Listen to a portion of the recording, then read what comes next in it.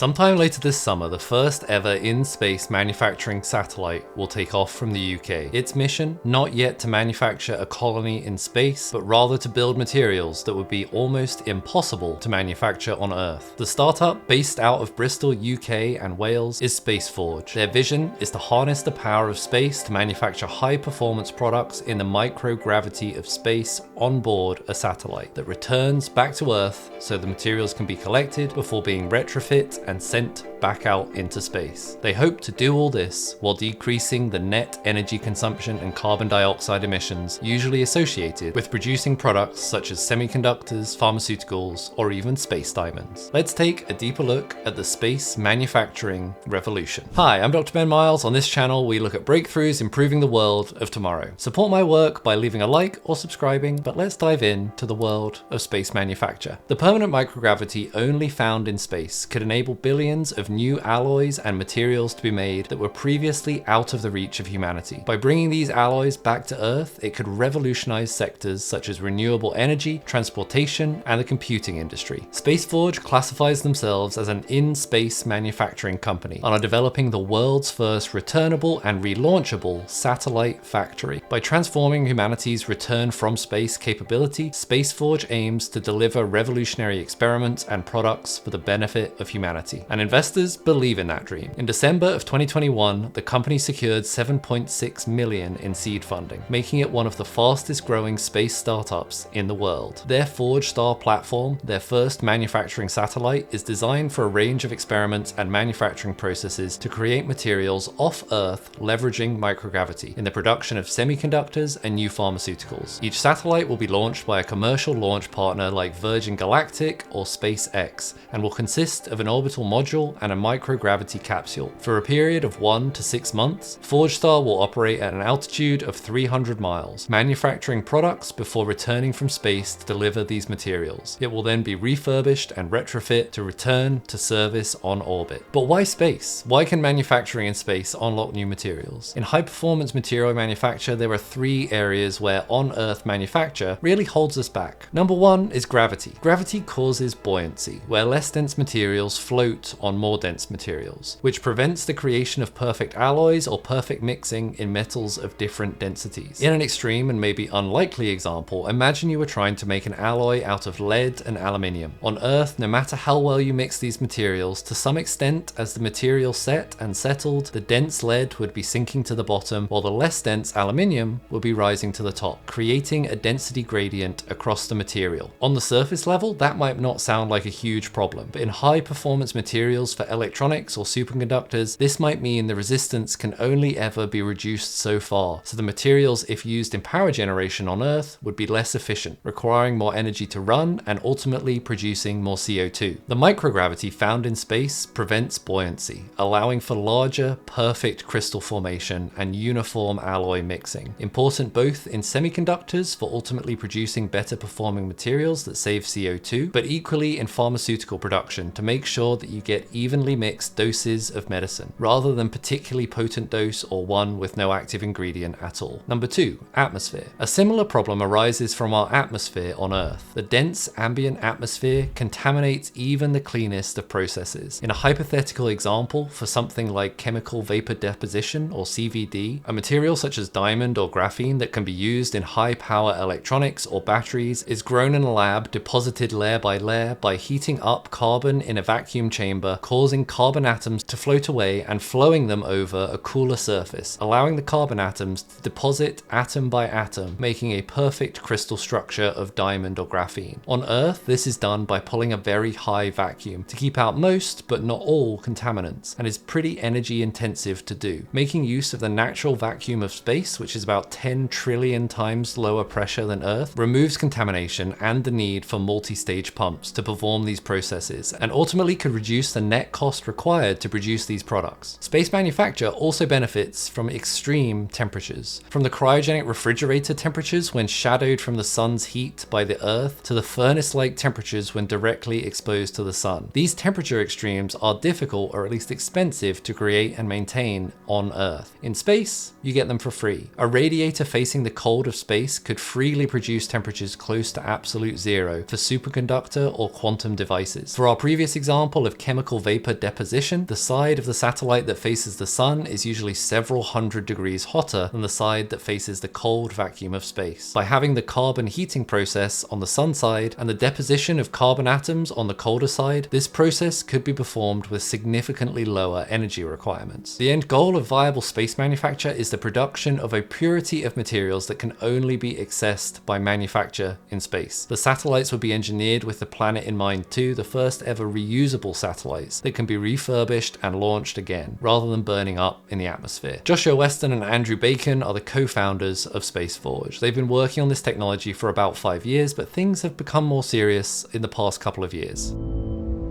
Cosmic Gorilla 1 orbit base, we have lock on Long Beach and Mojave. Orbit base, TD, we are turning on the cold path, leveling off at flight level 300. Are you ready to come in to terminal count?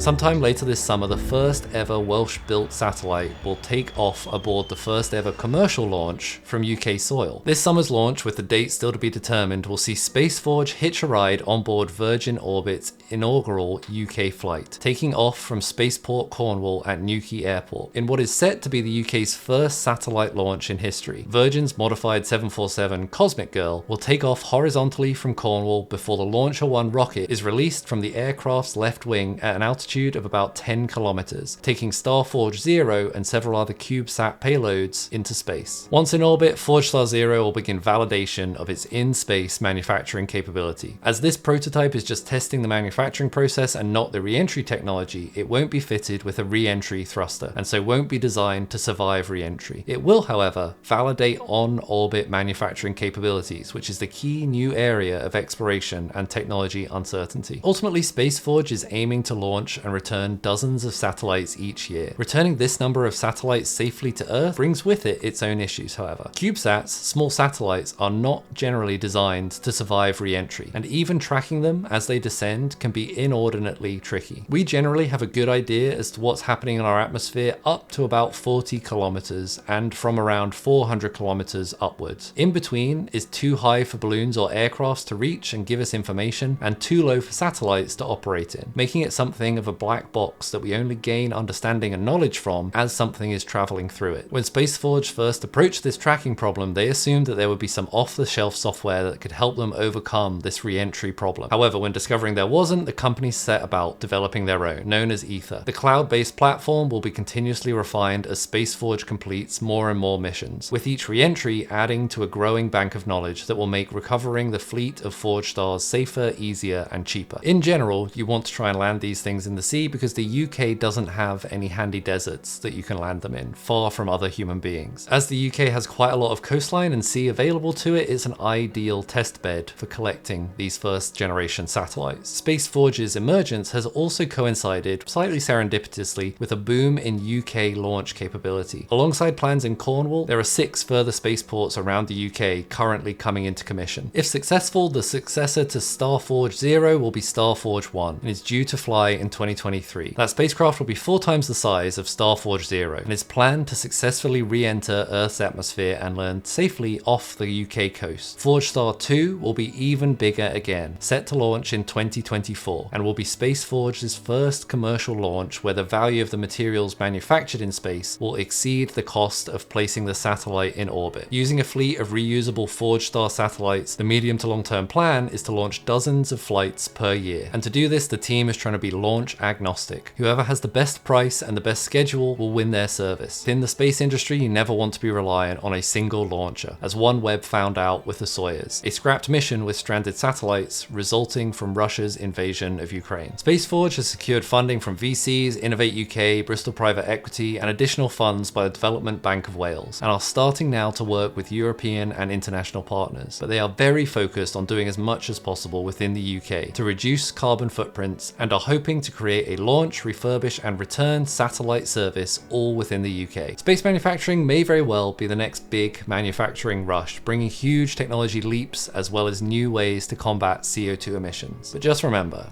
diamonds are forever, but space diamonds just might save the planet. The other thing you can do to save the planet is like and subscribe to support more content like this. Any proceeds we make directly supports our work helping scientists to turn their scientific breakthroughs into world-changing technologies. Thanks very much for watching. I'll see you next time.